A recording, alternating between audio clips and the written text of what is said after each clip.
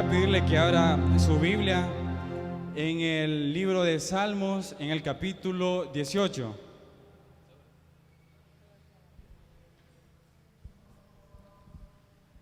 Salmos, capítulo 18, y solo vamos a leer los primeros 2 versículos, y cuando lo tenga, diga un fuerte amén y nos ponemos de pie. Solo vamos a esperar a algunos hermanos que ya lo tienen.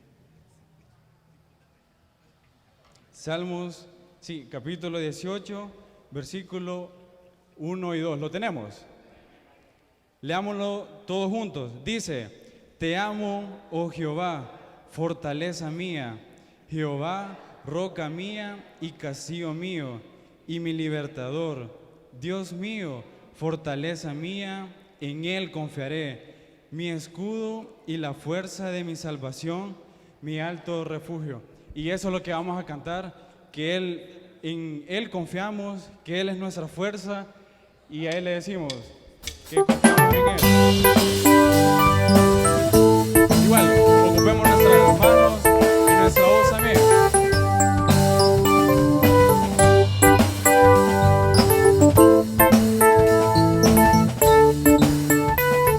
Dice: Tu mano me sostiene, tu espíritu me alienta, y siempre en victoria tú me llevarás. Tu mano me sostiene, tu espíritu me alienta, y siempre en victoria tú me llevarás. Vivo solo para Cristo y nadie más, pues solo en Jesús yo encontré la paz. Él me llena de su espíritu y amor, por siempre cantaré, soy más que vencedor.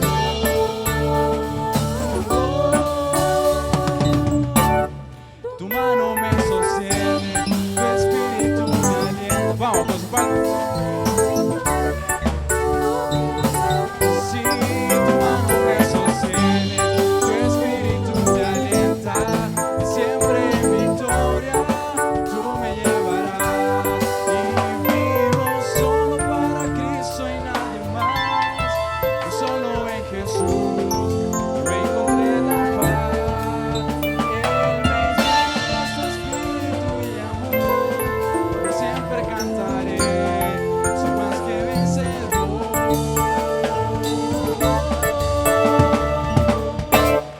Tu mano me sostiene, tu espíritu me alienta, y siempre en victoria tú me llevarás. Sí, tu mano me sostiene, tu espíritu me alienta, y siempre en victoria tú me llevarás.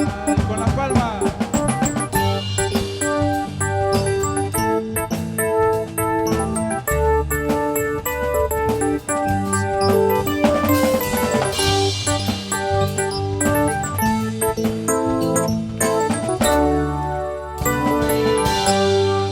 Amén. Si quiere puede tomar asiento en esa tarde, y para finalizar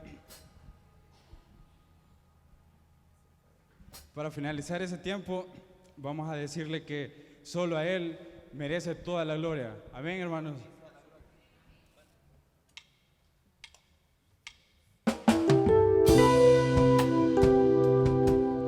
Ese momento también puede reflexionar y también pensar en la letra de esa alabanza, que es muy linda por todo lo que dice, que no existen más motivos para alabarle, y solo a Él lo merece.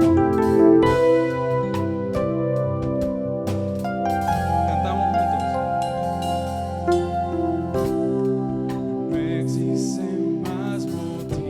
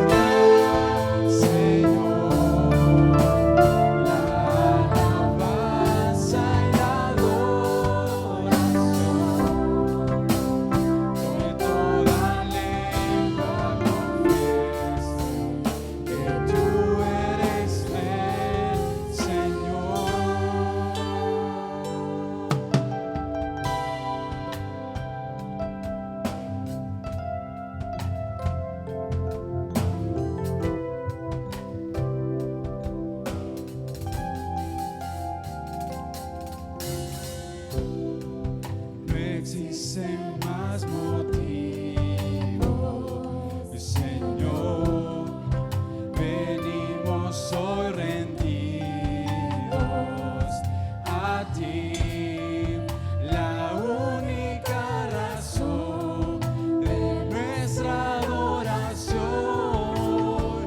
eres tú. Levantamos olor fragante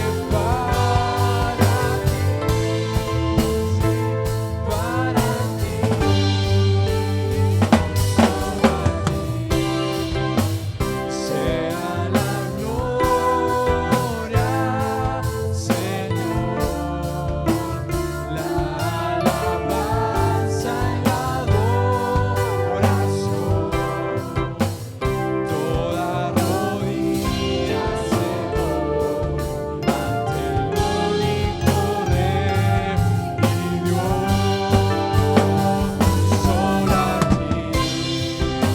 sea la gloria, Señor, la alabanza y la adoración. Toda rodilla se dobla ante el único Rey y Dios. Solo a ti sea la gloria, Señor, la alabanza y la adoración. Toda lengua confiese que tú eres Rey, Señor.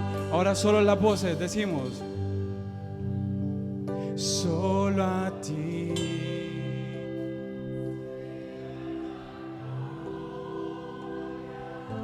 Señor, la alabanza y la adoración.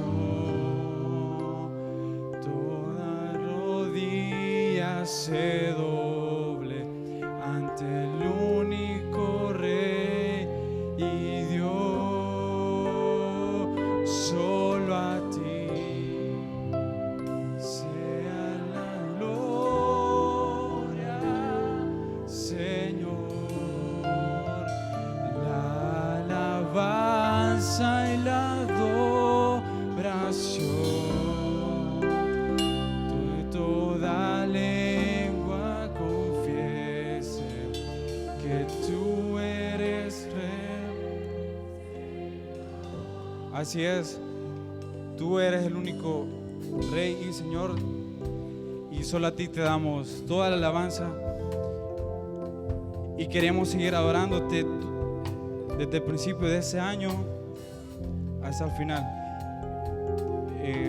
Te pido, Dios, por la enseñanza en ese momento, te pido que nos puedas bendecir y dejamos todo eso en tus manos. En el nombre de Jesús, amén. Hermano Miguel, con usted.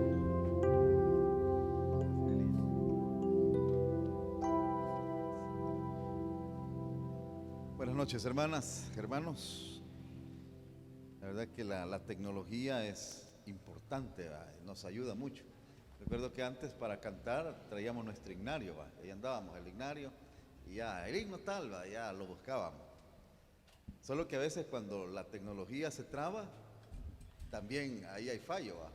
Hoy, por ejemplo, se trabó la tecnología, en una estrofa no apareció nada, y yo sentí que se sintió el bajón, ¿va? Ya no cantamos porque como estamos pendientes de la pantalla, ¿va? Entonces, todo tiene sus limitaciones, ¿va? Todo tiene sus limitaciones. Bueno, hermanos, estamos en Primera de Juan. Qué bueno que iniciamos el año acá en la casa del Señor y vamos a estudiar Primera de Juan. Ahí estamos, Primera de Juan. Hemos avanzado ya un poquito, vamos en el capítulo 2 y pues hagamos un poco de memoria ahí de lo que hemos visto. Hemos hablado de que Dios es luz, ¿verdad? Y si Dios es luz, nosotros también tenemos que andar en luz. Y si decimos que tenemos comunión con Él y andamos en tinieblas, nos decía, entonces mentimos, decía. Entonces no puede ser de que si decimos que tenemos comunión con este Dios que es luz y andamos en tinieblas, entonces mentimos. Ahora, tenemos comunión unos con otros, dice. Y pues esa es otra de las características del creyente.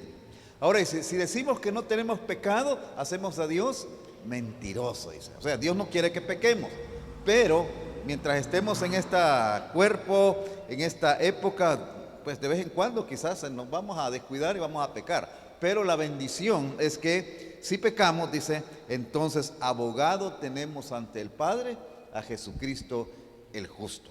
Y si confesamos nuestros pecados, Él es fiel y justo para perdonar nuestros pecados y limpiarnos de toda maldad, ¿verdad? Cristo es nuestro abogado. Luego veíamos ahí de que estamos llamados a amarnos los unos a los otros. Y decía de que si nosotros decimos que amamos a Dios y no amamos al hermano, entonces también mentimos. Entonces estamos llamados a amarnos los unos a los otros. Vamos ahí al versículo 18. Vamos a tratar de cubrir esta porción del versículo 18 del capítulo 2 y vamos a esperar llegar hasta el versículo 28, terminar este capítulo 2. Estamos, primera de Juan, capítulo 2, verso 18 en adelante. Lo leemos, dice la palabra del Señor. Hijitos, ya es el último tiempo, y según vosotros oísteis que el anticristo viene, así ahora han surgido muchos anticristos. Por esto conocemos que es el último tiempo. Salieron de nosotros, pero no eran de nosotros, porque si hubiesen sido de nosotros, habrían permanecido con nosotros. Pero salieron para que se manifestase que no todos son de nosotros. Pero vosotros tenéis la unción del Santo y conocéis todas las cosas. No os he escrito como si ignoraseis la verdad, sino porque la conocéis y porque ninguna mentira procede de la verdad. ¿Quién es el mentiroso? Sino el que niega que Jesús es el Cristo. Este es anticristo, el que niega al Padre y al Hijo. Todo aquel que niega al Hijo tampoco tiene al Padre. El que confiesa al Hijo tiene también al Padre. Lo que habéis oído desde el principio permanezca en vosotros. Si lo que habéis oído desde el principio permanece en vosotros, también vosotros permaneceréis en el Hijo y en el Padre. Y esta es la promesa que Él nos hizo, la vida eterna. Os he escrito esto sobre los que os engañan, pero la unción que vosotros recibisteis de Él permanece en vosotros, y no tenéis necesidad de que nadie os enseñe. Así como la unción misma os enseña todas las cosas, y es verdadera y no es mentira, según ella os ha enseñado, permaneced en Él. Y ahora, hijitos, permaneced en Él, para que cuando se manifieste tengamos confianza, para que en su venida no nos alejemos de Él avergonzados. Si sabéis que Él es justo, sabed también que todo el que hace justicia es nacido de Él. Bendito Padre, muchas gracias por haber encaminado nuestros pasos a este lugar. Gracias por este tiempo de alabanzas, donde a través de estos cantos hemos expresado nuestro amor, nuestra devoción a ti. Y ahora, Señor, vamos a escudriñar tu palabra, y que esto que aprendamos en esta noche nos sirva para crecer en nuestra fe, para una mayor consagración, para un mayor compromiso contigo y con tu obra. En el nombre de Jesús te lo pedimos. Amén y amén. Mis hermanos, estamos en los últimos tiempos. Estamos en los últimos tiempos. Y eso es lo que dice el verso 18. Hijitos, ya es el último tiempo. ¿Cuándo escribió Juan? ¿Se acuerdan? Lo mencionamos en la primera reunión que tuvimos cuando empezamos a estudiar la carta. Más o menos. ¿Cuándo cree que escribió Juan? Ahí por el año 90, ¿verdad? Y por ahí más o menos escribió el Apocalipsis. Quizás las cartas las escribió un poquito antes. Pero si usted me dice en el primer siglo de nuestra era, acertó. Porque es en el primer siglo de nuestra era. Ahí sí, pues, ¿qué hace ahí? Por el año 80, 90, por ahí. O sea, imagínense, dice que estamos en el último tiempo. Entonces Juan, él creía de que ya estábamos en ese tiempo. O sea, ¿y cuál es el último tiempo? El último tiempo, según lo que vemos en la Biblia, es ese periodo que va desde la primera venida de Cristo hasta su segunda venida. A eso es lo que se le conoce como el último tiempo o los últimos tiempos. Claro, los hermanos acá, Juan y todos los primeros creyentes, pensaban que este último tiempo iba a ser un tiempo corto, que no era una cuestión de que iba a durar mucho, sino que iba a ser un tiempo cortito. De hecho, si usted va, ponga ahí una señal ahí en Primera de Juan y vaya por favor a Primera Tesalonicenses 4:15, poco atrás en su Biblia, Primera Tesalonicenses 4:15, y vamos a ver cuál es la expectativa que tenían los creyentes en aquella época acerca de estos últimos tiempos. Allí en Primera Tesalonicenses 4:15 escribe el apóstol Pablo Y el apóstol Pablo, él dice, por lo cual os decimos esto en palabra del Señor, que nosotros que vivimos, o sea, está hablando Pablo, nosotros de los creyentes de esta época, cuando Pablo escribió esta carta, por cierto, es una de las primeras cartas que se escribió del Nuevo Testamento, que nosotros que vivimos, que habremos quedado hasta la venida del Señor. O sea, ¿cuál era la expectativa que tenía Pablo? La expectativa que Pablo tenía era que en su generación el Señor iba a regresar. O sea, esa era la expectativa que ellos tenían. Entonces, cuando Juan escribe y dice el último tiempo, me imagino que Juan también está pensando de que ya iba a venir el Señor. Ahora, han pasado 2000 años, ¿verdad? Y no ha regresado. Entonces, ¿falló el Señor? No. La Biblia en otra parte nos dice que para el Señor, para Dios, 1000 años son como un día. O sea, el tiempo para el Señor es diferente al nuestro. Entonces lo que vemos acá es de que este último tiempo puede ser de que se vaya ya a terminar, que venga el Señor, puede ser en la noche, o puede durar otros 1000 años, u otros 2000 años, no sabemos.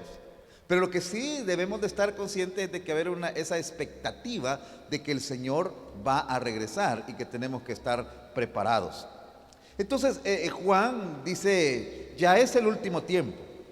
Y entonces hay algunas cosas que van a suceder en este último tiempo. Y dice ahí, y según vosotros oísteis que el anticristo viene. Que el anticristo viene. Fíjense que este término de anticristo únicamente Juan lo usa. Solo él usa este término del anticristo. O sea, él es el único que nos habla con este término del anticristo.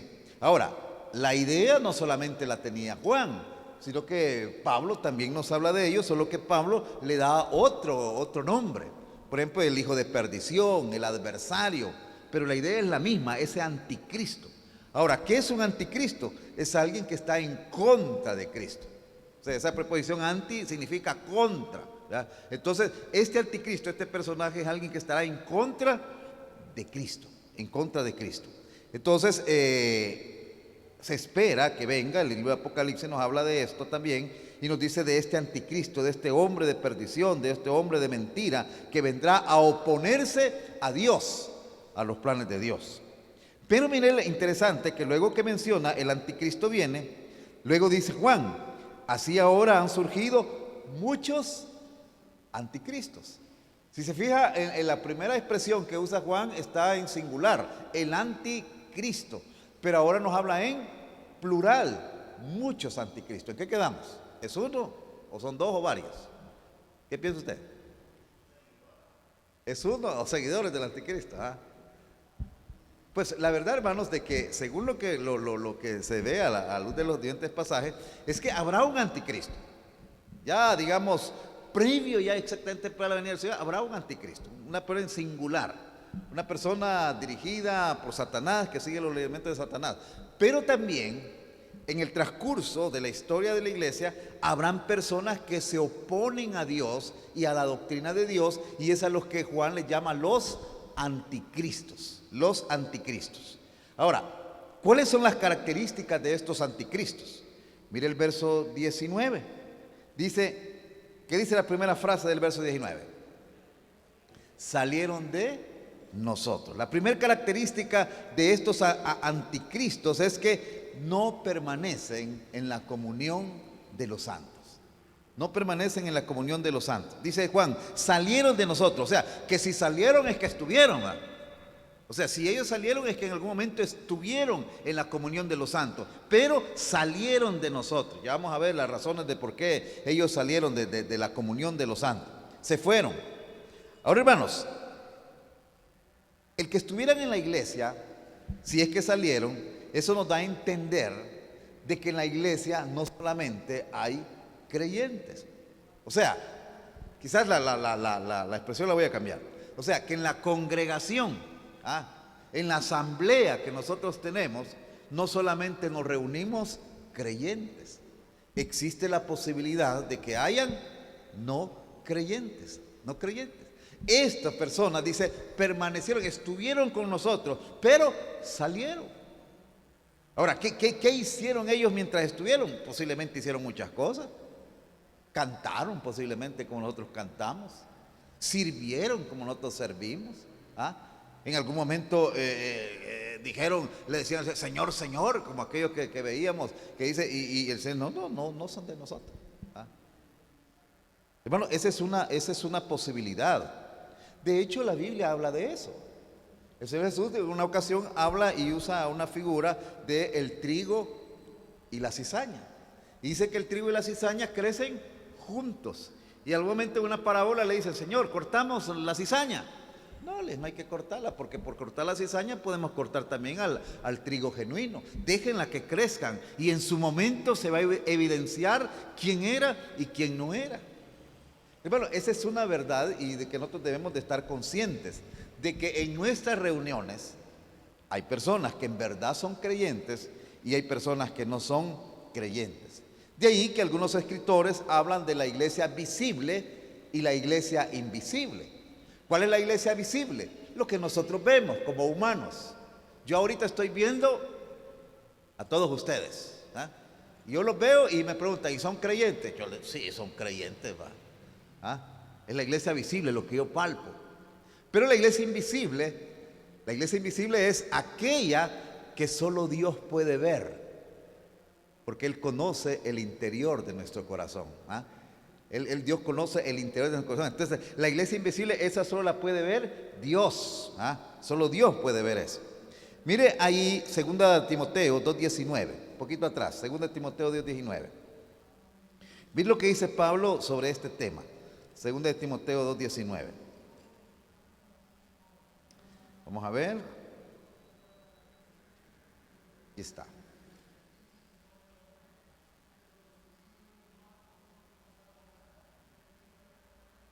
Segunda de Timoteo, ¿qué les dije? 2:19. Veamos qué dice aquí. Pero el fundamento de Dios está firme, teniendo este sello. Conoce el Señor a los que son suyos. Conoce el Señor a los que son suyos. Y dice, apártese iniquidad todo aquel que invoca el nombre de Cristo. ¿Quién conoce a los que son suyos? El Señor. Él es el que conoce, ¿verdad? Ahora, fíjense que este tema debe de llevarnos como a la reflexión y analizarlo. Analizarlo, porque mire lo que dice en la segunda parte del verso 19. Dice, Dios conoce a los que son suyos. Ahora, ¿qué es lo que tenemos nosotros que hacer para estar conscientes o seguros de que estamos en ese grupo genuino? Dice, apártese de iniquidad todo aquel que invoca el nombre de Cristo. O sea, que aquella persona que vive en iniquidad, aquella persona que permanentemente vive en pecado, dice, esta persona puede ser que no sea de los de Dios. Y entonces es lo que nosotros tenemos que hacernos como una autoevaluación. ¿Cómo es mi vida? Ahora, recuerden lo que dice Juan, ¿va? Dice, estaban con nosotros. ¿Ah? Estaban con nosotros, pero no eran de nosotros. ¿Ah? Seguramente, bueno, que en el primer siglo eso de levantar la mano no existía. Esa es una cosa que apareció en algún momento de la historia de la iglesia. No, en aquel tiempo la gente le hablaba a las personas y oían y empezaban a enseñarles la palabra, y en ese proceso las personas eran movidas a la fe por el Espíritu de Dios. Y entonces fíjense que la evidencia de que una persona había creído en Cristo en aquella época era que se bautizaban. Esa era la evidencia palpable, o sea, lo que se podía ver, eso era. No existía como hoy. He tratado de encontrar cuándo comenzó eso de levantar la mano. No he encontrado, pero es una cosa no muy antigua. Antes lo que hacían, le hablaban a las personas y comenzaban un proceso de catequización, de enseñanza de la palabra, y cuando aquella persona decía, no, mire, yo de verdad reconozco a Jesús como Señor, muy bien, si lo reconoce como Señor, entonces evidéncielo. ¿Cómo? Se bautizaban. Esa era la evidencia en los primeros años de que una persona había creído en Cristo Jesús. Pero habían personas que se bautizaban, pero aún y con todo eso no eran creyentes. Es igual que ahora, hay personas que levantan la mano, que pueden hacer una oración, pero no son creyentes. Ahora, una de las pruebas del verdadero creyente es la permanencia en la comunión de los santos. La permanencia en la comunión de los santos. O sea que por eso es que dice aquel pasaje, y el que persevere hasta el fin, no es que su perseverancia le va a dar la salvación, sino que su perseverancia es la evidencia de que en realidad ha creído. Algunos hermanos lo agarran desde el otro sentido y dicen, no, mire, la persona es salva si llega hasta el final. Y tienen razón, pero a la mitad, porque ellos hacen depender la salvación de su permanencia. No, la permanencia es evidencia de que son salvos, porque nosotros somos salvos desde el momento que creemos, pero el que verdaderamente ha creído permanece. Permanece, esa es la idea. Entonces por eso dice, estos, dice Juan, estuvieron con nosotros. Fueron parte de la comunión de los santos, pero se apartaron. Entonces dice, estos, son los anticristos. Ahora han surgido muchos anticristos. Salieron de nosotros. Esa es la primera evidencia, que salieron de la comunión de los santos. La segunda evidencia de estos anticristos la encontramos ahí en el versículo 22. Miren lo que dice el verso 22. La segunda evidencia de estos anticristos. ¿Quién es el mentiroso? Dice, sino el que niega que Jesús es el Cristo. Este es anticristo. O sea, la segunda evidencia de estos anticristos es que niegan la divinidad de Jesucristo. Niegan la divinidad de Jesucristo. Esa es la segunda evidencia de ellos. O sea, niegan la divinidad de Jesucristo. Y se acuerdan ustedes que cuando comenzamos, casi el propósito principal de Juan escribir esta carta era contra estas personas que negaban la divinidad de Jesucristo. O sea, se había levantado ese movimiento que decían, mire, Jesús era un buen hombre. Y en algún momento de su vida, y decían ellos, que en su bautismo vino el Espíritu de Dios, posó en él y le dio ciertos dones, ciertas habilidades extraordinarias, sobrenaturales, que fueron las que evidenció en su ministerio terrenal. Pero antes de Jesús ir a la cruz del Calvario, el Espíritu de Dios lo dejó, y el que fue a la cruz fue un hombre como cualquier otro hombre. Entonces, ¿qué es lo que estaban diciendo esta gente? De que Jesucristo en realidad no era Dios, sino que era un hombre que en algún momento Dios lo había tomado, y a través de esa posesión de Dios es que él había hecho todas las cosas. Es parecido a lo que pasaba en el Antiguo Testamento. Yo creo que eso es lo que a estas personas les había perturbado un poco el entendimiento. Ustedes han visto, por ejemplo, en el libro de los jueces. El libro de los jueces, ustedes han leído de que ahí habían ciertas personas, de que en algún momento de su vida venía Dios a ellos, y eso los hacía que hicieran cosas extraordinarias en beneficio del pueblo de Dios. Por ejemplo, pensemos en alguien, Sansón. ¿Cómo? Gedeón. Recuerden de Gedeón. Gedeón es llamado por Dios. Y entonces Gedeón era un poco incrédulo. Le dije al Señor, vale, vamos a probar si es cierto. Entonces vamos a dejar este vellón acá, y si amanece mojado, es que de verdad tú te has manifestado y lo que estás diciendo es cierto. Y el Señor lo hizo. Pero no le bastó y le dice, vamos a hacer otra cosa. Hoy está mojado, que amanezca seco. Entonces, pero luego viene Dios, y el Espíritu de Dios viene sobre Gedeón, y Gedeón hace una cosa extraordinaria para liberar al pueblo de la opresión. Lo mismo sucede con Sansón. Sansón dice Dios, había desde su temprano nacimiento, Dios lo llama para que sea un nazareo, o sea, alguien consagrado a él. Y entonces dice que en el pelo ahí tenía el poder, ahí estaba la cosa. Pero Dios venía sobre él y le daba ciertos poderes siempre para liberar a su pueblo. Pero cuando Sansón desobedece, cuando Sansón se aleja, entonces Dios lo deja, y ahí viene la perdición de Sansón. Ahora, estos que en este tiempo de inicio de la iglesia creían algo parecido con Jesús. O sea, decían ellos, miren, el Espíritu de Dios vino en un momento sobre Jesús, y eso le permitió hacer todas las obras que hizo, pero antes de ir a la cruz lo dejó. Y el que llegó ahí era un hombre. No creían que Jesús era Dios.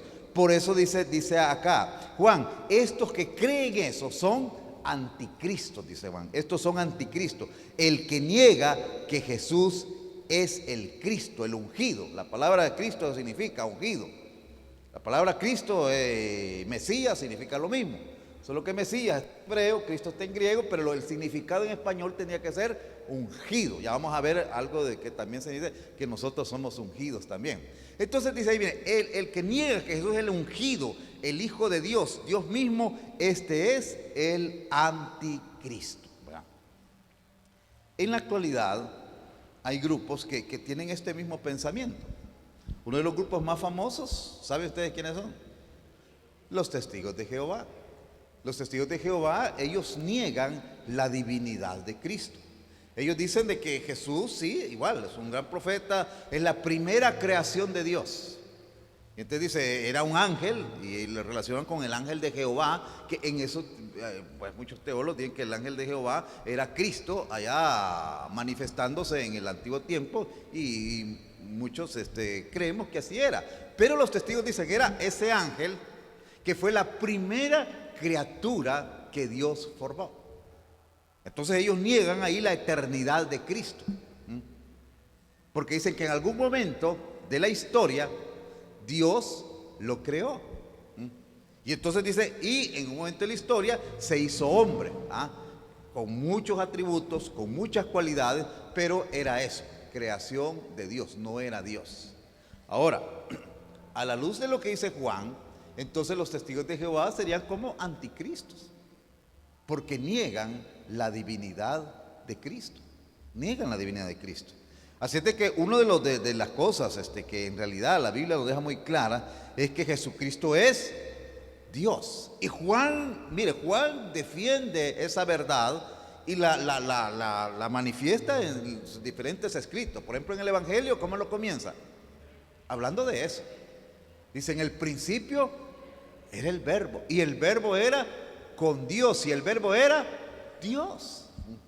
Y luego más adelante dice, y aquel verbo se hizo carne y habitó entre nosotros, pero ese verbo eterno, o sea, Dios. Juan, mire, está muy interesado en dejar bien clara esa verdad de que Jesucristo es Dios. Jesucristo es Dios, ¿verdad?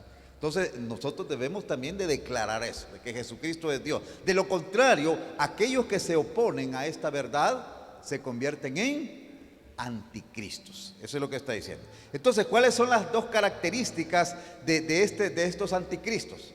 Primera, que no permanecieron en la comunión de los santos, ¿verdad? O sea, anduvieron con los santos. El escritor de Hebreos va a hablar un poco también de este tema, de aquellos que gustaron, dice, de aquellos que gustaron, pero en realidad no eran. Entonces veíamos nosotros de que la primera evidencia del anticristo no permanecen. La segunda es, no creen en la divinidad de Jesucristo. No creen en la divinidad de Jesucristo. Esas son las características que nosotros tenemos acá.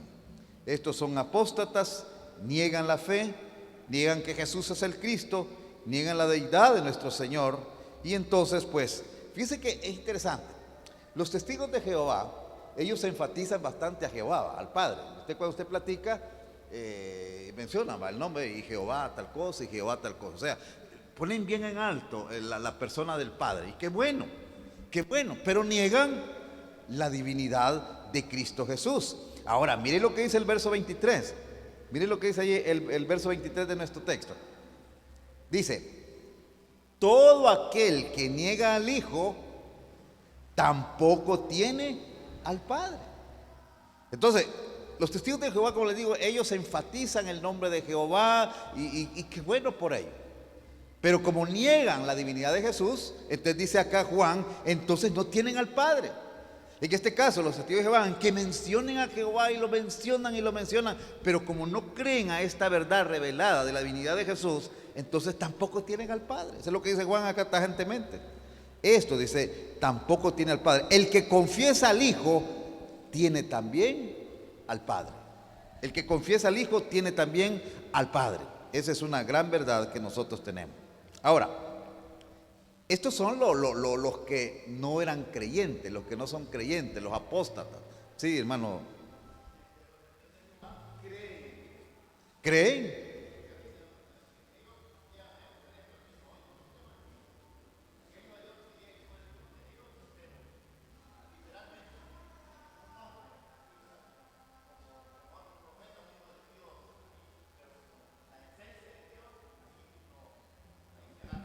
Es que muy bien eso. Porque dice, ¿usted cree que Jesucristo es el Hijo de Dios? Le van a decir, sí. Pero ¿qué entienden por Hijo de Dios? Ese es el punto. Nosotros entendemos por Hijo de Dios a Jesucristo, que es de la misma esencia de Dios, que es Dios mismo. Ellos como Hijo de Dios, dicen, así como digamos, por ejemplo, vamos a ver acá. Quiero decir a alguien que tiene a sus hijos. Aquí está.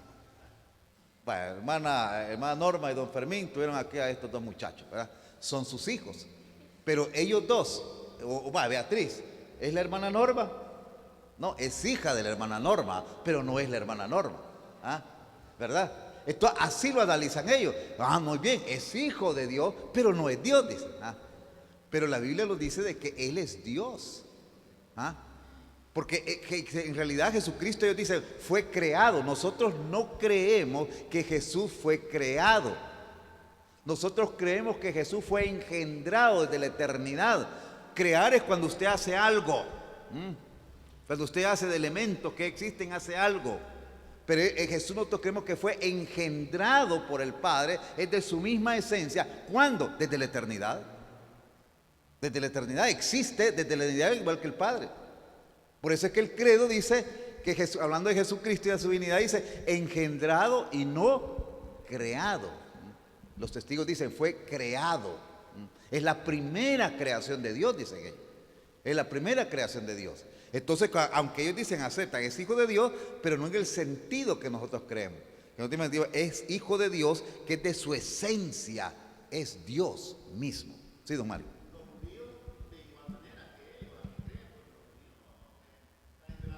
Sí, exactamente.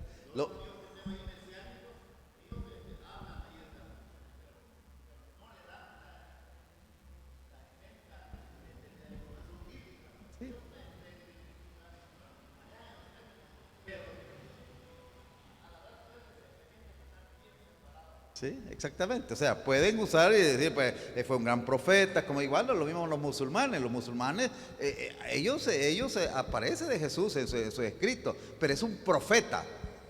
Claro, dicen ellos, el mayor profeta es Mahoma, dicen ellos. ¿Va? Ahora, don Carlos.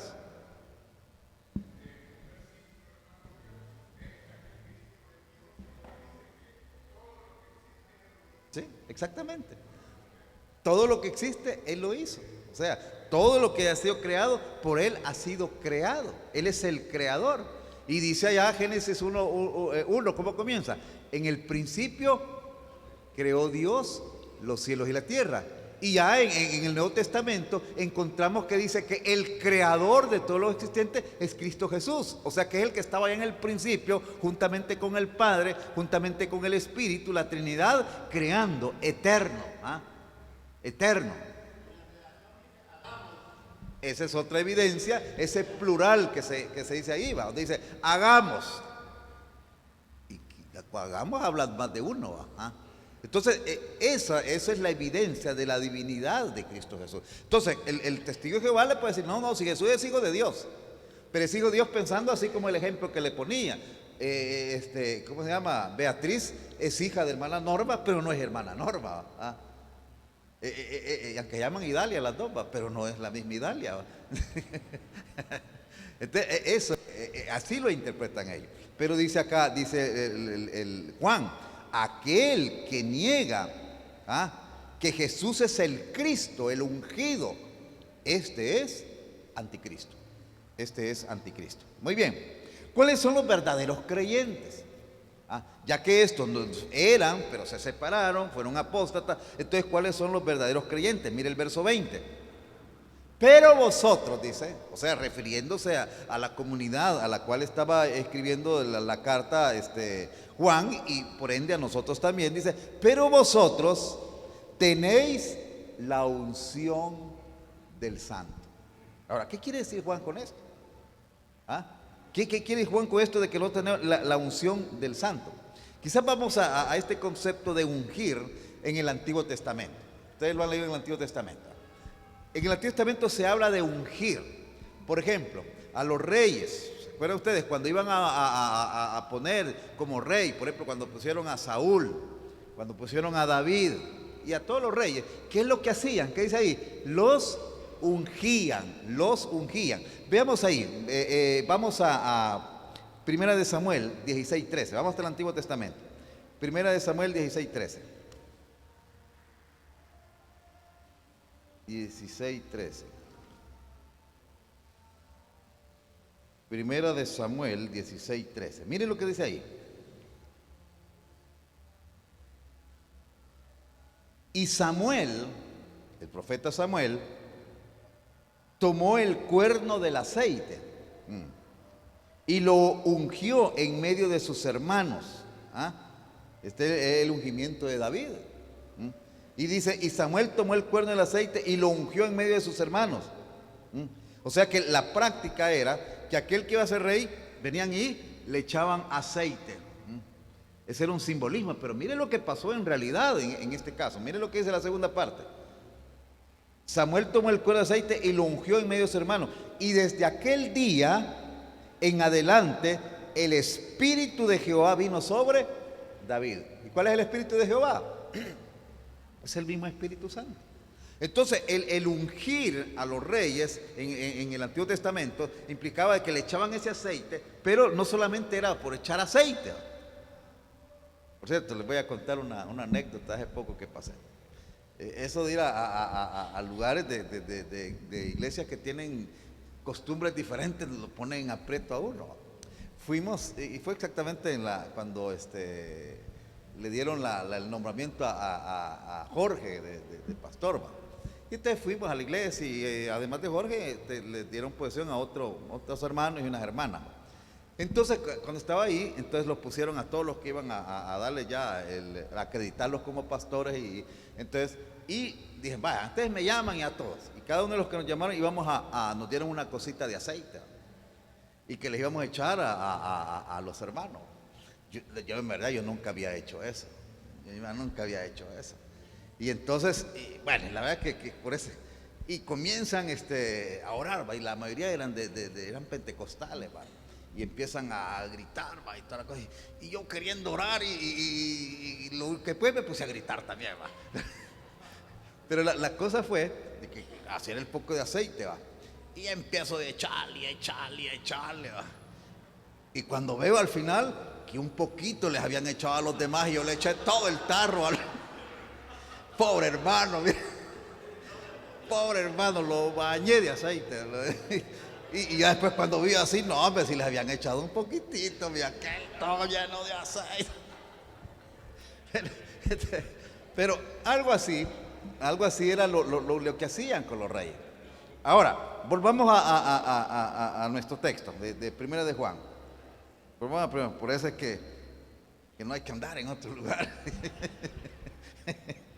Pero que ahí me habían invitado y la verdad tenemos una gran amistad con Jorge y él me invitó y no podía yo, un tiempo muy alegre, aparte de ese incidente. Más que todo el que sufrió fue el pobre hermano, que le eché el montón pero casi lo bañé. Pobre hermano, ¿verdad? Bueno, entonces dice, estamos en el verso 20. Dice, ¿dónde está? Ya me perdí. El verso 20. Pero vosotros tenéis la unción del Santo. O sea, dice que nosotros, los creyentes, tenemos la unción del Santo. ¿Cuál es la unción del Santo? La unción del Espíritu Santo. Cuando nosotros creemos en Cristo, dice la Biblia que en ese momento el Espíritu Santo viene y toma posesión de nosotros. O sea, claro, no lo vemos, ¿verdad? No lo vemos, pero es una realidad, la Biblia lo dice. Y entonces esa es la evidencia de los verdaderos creyentes. La evidencia de los verdaderos es que tenemos el Espíritu Santo en nuestra vida. ¿Qué pasa si alguien no tiene el Espíritu Santo? Mire Romanos capítulo 8. Mire ahí, un poquito atrás, Romanos capítulo 8. ¿Qué pasa si alguien no tiene el Espíritu Santo? Romanos capítulo 8, verso 9. Mas vosotros, dice, no vivís según la carne, sino según el Espíritu, si es que el Espíritu de Dios mora en vosotros. Y si alguno no tiene el Espíritu de Cristo, ¿qué pasa? No es de él. Por eso es que Juan dice, mas vosotros, dice, le dice al hermano, aquellos, dice, mire, no eran de nosotros.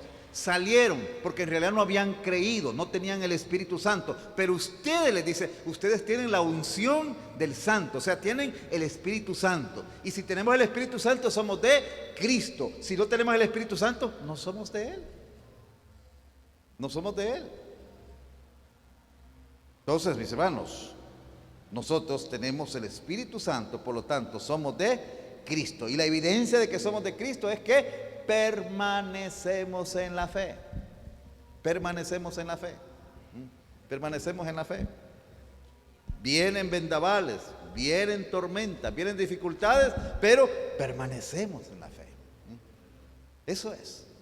Esa es la evidencia más grande que nosotros tenemos, la permanencia en la fe. Entonces nosotros somos creyentes porque tenemos el Espíritu de Dios, porque hemos creído en Cristo Jesús. Los siguientes versículos nos hacen algunos llamados, vamos a decir rapidito ahí. Verso 24, el llamado es a permanecer. Dice, lo que habéis oído desde el principio permanezca en vosotros. ¿Qué es lo que habían oído estos creyentes? La predicación apostólica. O sea, eso es lo que habían oído ellos, la predicación apostólica, lo que los apóstoles habían enseñado. ¿Dónde está esa enseñanza apostólica en la actualidad? En la palabra. En la palabra. Por eso es de que Juan le dice a ellos, lo que habéis oído en el principio permanezca en vosotros. ¿Qué es lo que tiene que permanecer en nosotros? La enseñanza de la palabra de Dios que hemos oído desde el principio. Puede ser que alguien venga y diga, mire, mira, hay una nueva revelación. Ahí hay que, no, vamos a permanecer en lo que oímos, lo que oyeron aquellos creyentes y que quedó acá reflejado en este libro, la Biblia, y es lo que nosotros hemos creído, en eso tenemos que permanecer. Y habrá mucha gente que vendrá con otras corrientes, con otras cosas. No, mire que por allá hay un fulano que está diciendo tales cosas. Si no viene de la palabra, pues no. Debemos de permanecer en la fe que tenemos desde el principio, la fe apostólica. Confiar en el Espíritu Santo como nuestro gran maestro. Mira el verso 27. Dice el verso 27. Pero la unción que vosotros recibisteis de Él permanece en vosotros, ¿verdad? O sea, el Espíritu de Dios que recibimos cuando creímos en Cristo. Y no tenéis necesidad de que nadie os enseñe, así como la unción misma os enseña todas las cosas y es verdadera y no es mentira, según ella os ha enseñado, permanecer en Él. Tenemos el Espíritu Santo que nos guía hacia toda verdad. Ahora, cuidado con esto. Hay quienes han dicho, basados en este pasaje, que no necesitamos que algún maestro nos enseñe. No, Dios utiliza, o sea, cuando usted va a la Biblia, cuando usted abre la Biblia, usted ora al Señor, Dios le da sabiduría para entenderla. Eso es una verdad. Pero también es verdad que hay algunos pasajes un poco complicados en la Biblia que necesitamos que personas que se han metido a darle más de lleno nos lo expliquen, como lo que estamos haciendo en este momento. Pero el Espíritu de Dios nos va a guiar hacia toda verdad. Eso así es. El Espíritu de Dios nos va a guiar hacia toda verdad. Tenemos ese Espíritu que es nuestro maestro por excelencia. Por eso usted, con toda libertad, vaya a la Escritura, ore al Señor y dígale: Señor, que tu Espíritu me enseñe, me ayude a discernir, me ayude a entender cómo aplicar esta palabra a mi vida. Ahora, una prueba de que el Espíritu le está guiando en su entendimiento es que lo que usted va a aprender y a lo que le va a mover la Escritura es dos cosas. Uno, a amar más a Dios. Y la otra, amar más a su prójimo. Eso es. Mire, ahora, si usted llega a una conclusión donde dice que, mira, que ha aprendido que a Dios no hay que amarlo y mucho. No, ese no es el Espíritu de Dios. O llega a otro, como aquel que dijo: mire, yo ahí llegué a la conclusión de que quizás voy a seguir peleado con mis hermanos, y llega a la conclusión que no pasa nada. No, eso no es del Espíritu de Dios, porque el Espíritu de Dios nos llama a vivir en comunión, a vivir en armonía. La tercera cosa, verso 28, que se nos llama acá es a que seamos fieles a Cristo. Mire el verso 28. Y ahora, hijitos, permaneced en Él, permanezcamos en Cristo, para que cuando se manifieste, cuando Cristo venga, si es que viene en nuestra generación, y esperamos que así sea, y debe ser nuestra oración como Juan lo decía ya en Apocalipsis: ven, Señor Jesús. Para cuando se manifieste, dice, tengamos confianza, para que en su venida no nos alejemos de Él avergonzados. Sí, imagínate. Ahora, ¿qué debemos de hacer para no salir avergonzados en ese día? Ser fieles, permanecer en Él. permanecer en Cristo Jesús, ¿verdad? Entonces, hermanos, qué bueno que nosotros hemos creído en Cristo. Somos ungidos con el Espíritu Santo de Dios. Ese Espíritu nos guía hacia toda verdad. Ese Espíritu nos capacita para caminar en rectitud. Ese Espíritu nos ayuda a permanecer en Cristo.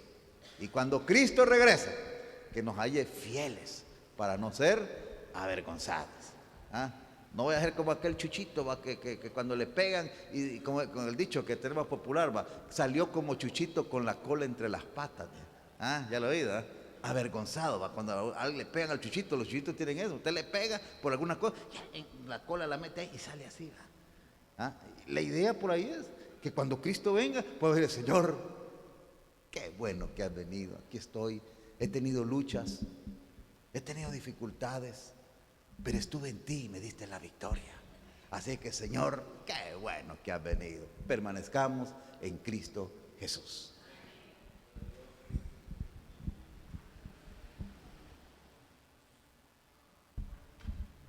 Gracias a Dios por su palabra. Voy a invitar a las hermanas que recogen la ofrenda, que se puedan pasar aquí adelante.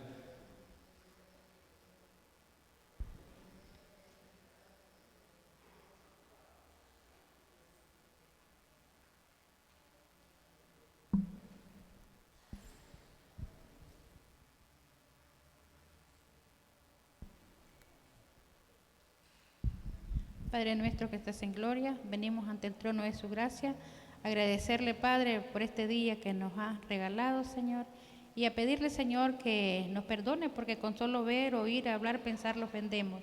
Padre, gracias por mis hermanos que se han hecho presentes, Padre, y por aquellos hermanos que no han podido venir, queriendo venir, allá bendígalos, guárdelos, ayúdelos y que el otro miércoles puedan estar con nosotros aprendiendo de su palabra, alimentando nuestra alma. Y así también le pido que bendiga la ofrenda, Señor. Bendígala, Padre, y bendiga a mi hermano que va a dar como el que no va a dar. En el nombre de Cristo Jesús, amén. Gracias.